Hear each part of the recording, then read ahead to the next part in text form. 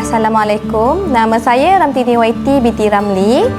Saya adalah pengusaha kraft di negeri Sarawak dan saya mempunyai syarikat yang bernama Seri Gedong. Dan saya bermula bertenun pada 2006 dan belajar bertenun di Kraft Tangan Malaysia di Kuching, Sarawak. Pada 2013, saya berhenti kerja dan balik kampung bersama adik saya. Masa tu kita balik kampung untuk menjaga ibu bapa saya yang dah berusia. Dan sebenarnya saya tak terfikir pun nak jadikan Songket ni satu perusahaan saya.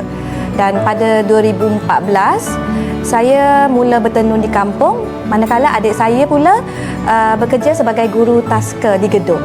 Saya mula menerima tempahan dan pada 2015 tempahan saya semakin meningkat dan saya terpaksa mencari rakan-rakan saya dan juga orang kampung untuk membantu saya ketika itu. Ruang yang kami gunakan untuk bertenun tu tak besar dan kami terpaksa berhimpit. Dan saya membuat keputusan untuk buat satu lagi pusat tenun di kampung saya. Saya gembira bila saya dapat membuat ataupun menjalankan perusahaan yang saya buat ni lah. Tapi kadang-kadang saya terfikir, saya juga takut, risau nak uruskan. Boleh ke tidak saya uruskan ni seorang diri? Bila saya mula tertekan, saya bercakap ataupun bercerita dengan adik saya.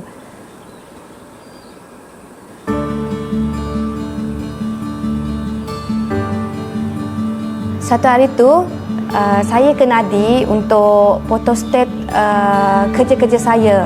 Kemudian saya terkejut bila saya lihat banyaknya program-program yang dianjurkan oleh Nadi. Sejak tu saya mula mendaftar dan menyertai program-program yang ada di Nadi. Saya menyertai program kesejahteraan kendiri di mana saya belajar tentang mengurus tekanan yang saya hadapi. Saya ikut kelas webinar, saya ikut saringan kesihatan untuk pastikan saya sihat secara fizikal dan mental. Untuk saya uruskan perniagaan saya.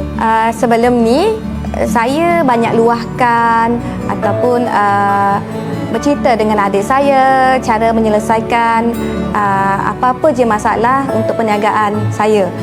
Sekarang Nadi pun ada banyak memberi sokongan kepada saya. Saya pun ada ikut beberapa kelas seperti cara hasilkan visual, membuat video untuk mempromosikan perniagaan saya. Dengan sokongan Nadi, pada 2023 saya memenangi anugerah usahawan terbaik peringkat Sarawak dan dengan itu saya telah dibawa oleh Nadi ke Barcelona untuk mempromosikan usaha saya, membawa perniagaan ini ke platform digital.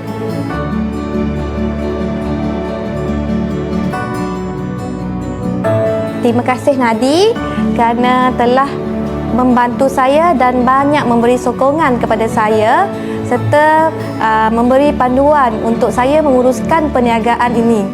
Mungkin sukar untuk saya berada di sini tanpa Nadi. Terima kasih Nadi.